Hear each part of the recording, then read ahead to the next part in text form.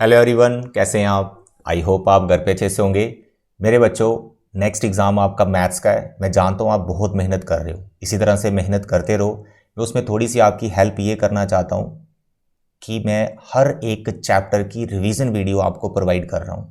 अगर आपको लगे, देखो आप लेक्चर देखो आज फर्स्ट रियल नंबर का, अगर आपको लग रहा है कि हाँ सर आपकी रिवीजन वीडियो से मेरे को अच्छे से रिवाइज हो गया, मेरे और अच्छे से कॉन्सेप्ट क्लियर हो गए हैं, तो आप मेरी वीडियो को देखो। नेक्स्ट लेक्चर मतलब तभी देखना अगर रियल नंबर में मैं कुछ आपको समझा पाता हूँ, नहीं तो आप टाइम वेस्ट ना करें।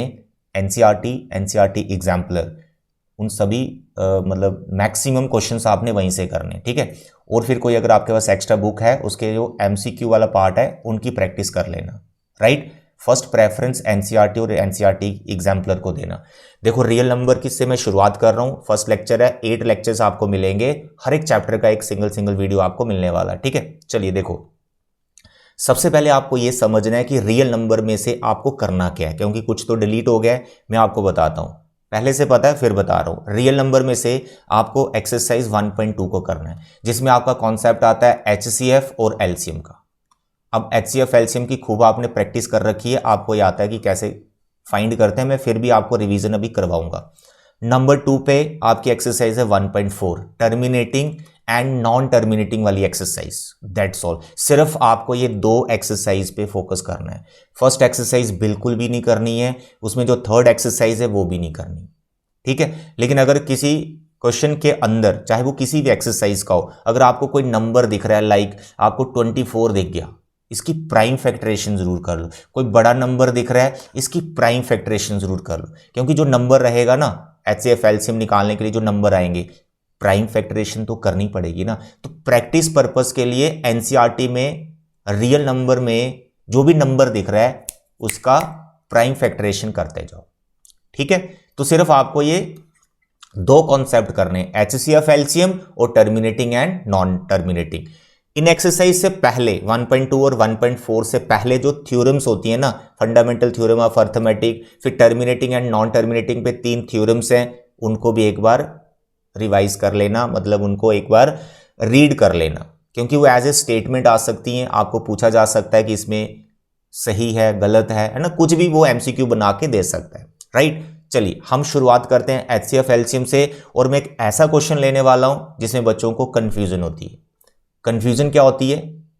सर वर्ड प्रॉब्लम आ गई, लेकिन हमें यह समझ में नहीं आ रहा कि सर उसमें एचसीएफ निकाले या एलसीएम निकाले, है ना। स्टेटमेंट सम होते हैं, नंबर हो अगर 2, एचसीएफ एलसीएम तो आप निकाल लोगे, लेकिन अगर स्टेटमेंट क्वेश्चन आ गया, वर्ड प्रॉब्लम आ गई और आपको समझ ही नहीं आ रहा सर एचसीएफ निकाले या एलसीएम निकाले, अब क्या करें?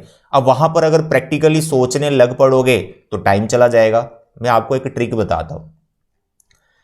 मैंने जब सैंपल पेपर करवाया था, ठीक है, क्लास 10th के लिए सैंपल पेपर जब करवाया था, तब भी मैंने ये चीज उस टाइम पे समझा रखी है। क्वेश्चन था उसके अंदर, मैं फिर से आपको एनसीईआरटी के क्वेश्चन के रिस्पेक्ट में समझाता हूं, ठीक है।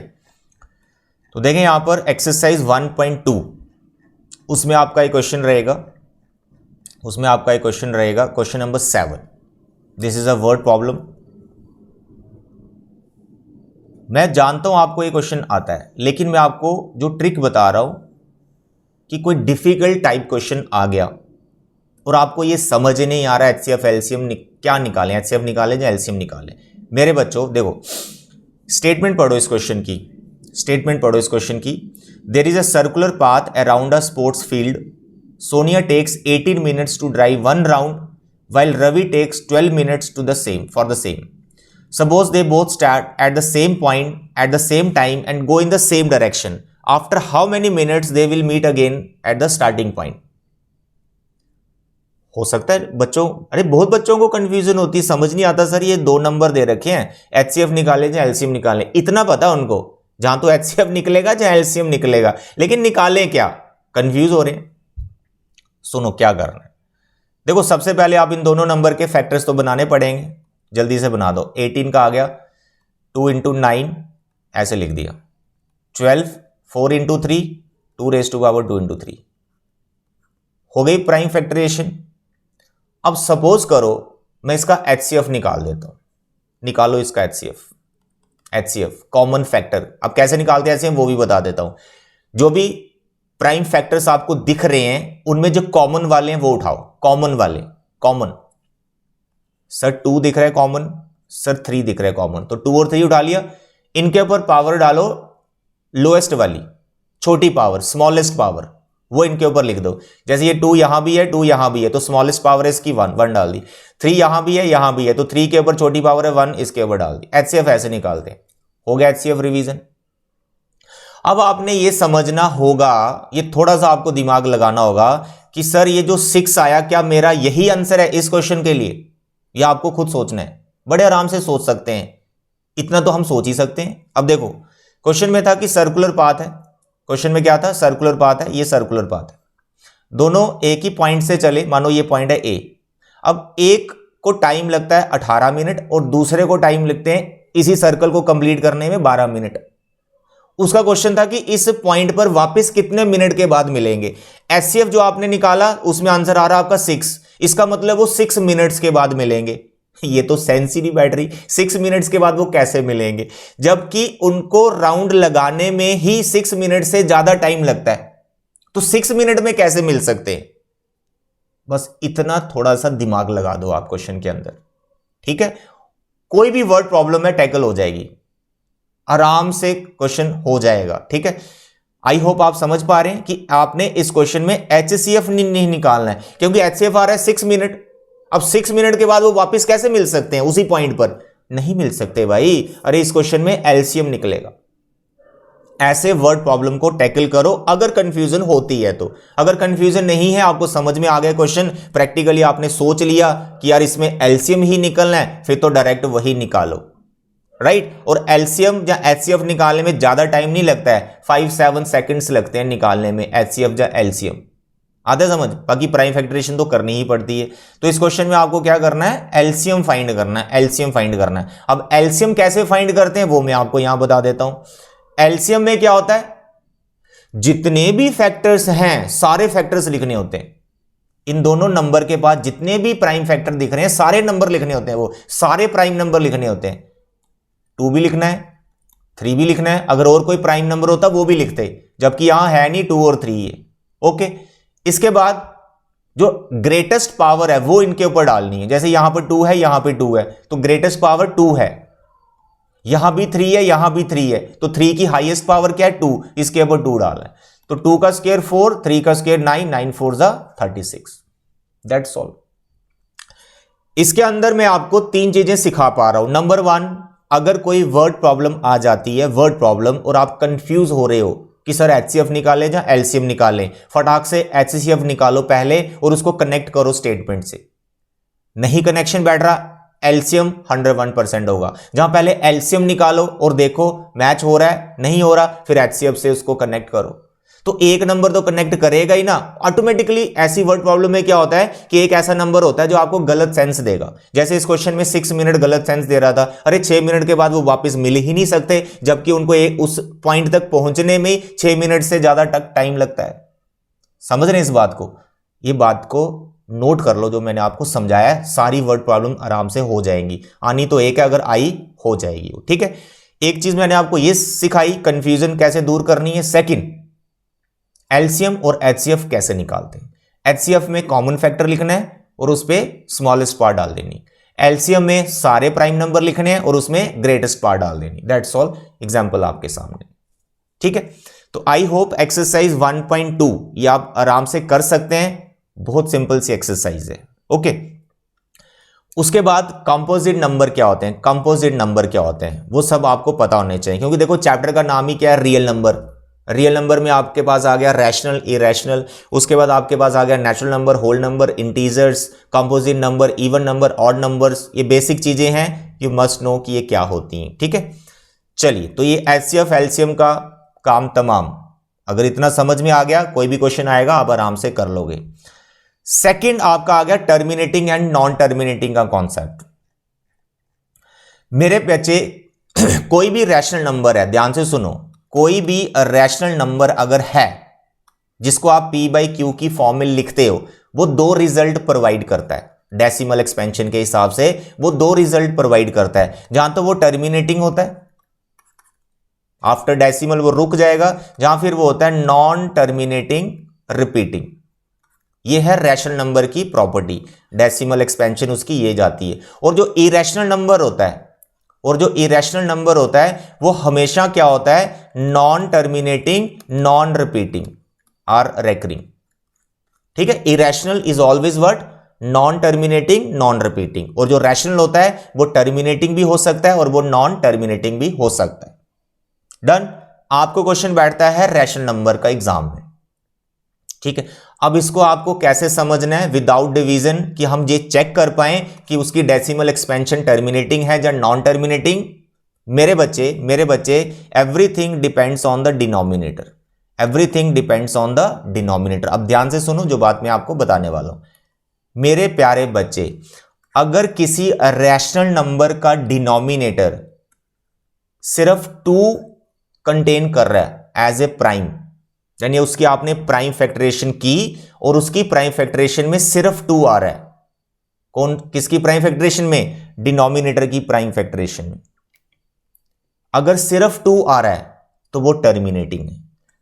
अगर डिनोमिनेटर की प्राइम फैक्टरेशन में सिर्फ 5 आ रहा है तब भी वो टर्मिनेटिंग है।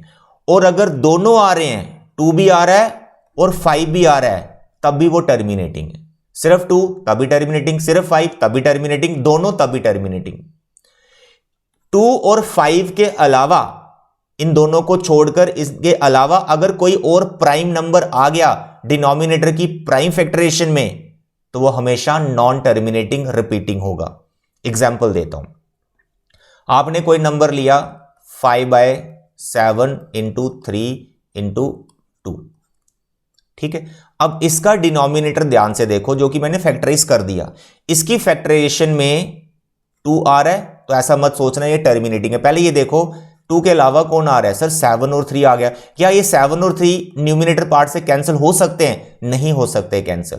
यानी डिनोमिनेटर की फैक्टराइजेशन में 2 के अलावा भी कोई फैक्टर बच रहा है, इसका मतलब ये क्या है, ये है नॉन टर्मिनेटिंग रिपीटिंग। ये non terminating repeating rational number. Done. अब सपोज करो आपके पास कोई रैशनल नंबर है 11/3 × 5 × 2। अब ये क्या है, देखो डिनोमिनेटर की फैक्टराइजेशन, इसमें 5 भी है, इसमें 2 भी है, दोनों है, तो आप सोचो ये टर्मिनेटिंग हो गया? नो, क्योंकि इसकी फैक्टराइजेशन में 3 भी आ रहा है जो न्यूमिनेटर से अभी कैंसिल नहीं हो पा रहा है, तो 3 बच रहा है। तो इसकी प्राइम फैक्टराइजेशन में 2, 5 तो था, लेकिन उसके अलावा एक प्राइम नंबर और आ गया जो कि 3 है, इसलिए ये भी कौन है, नॉन टर्मिनेटिंग रिपीटिंग। ये भी नॉन टर्मिनेटिंग रिपीटिंग है। आता समझ?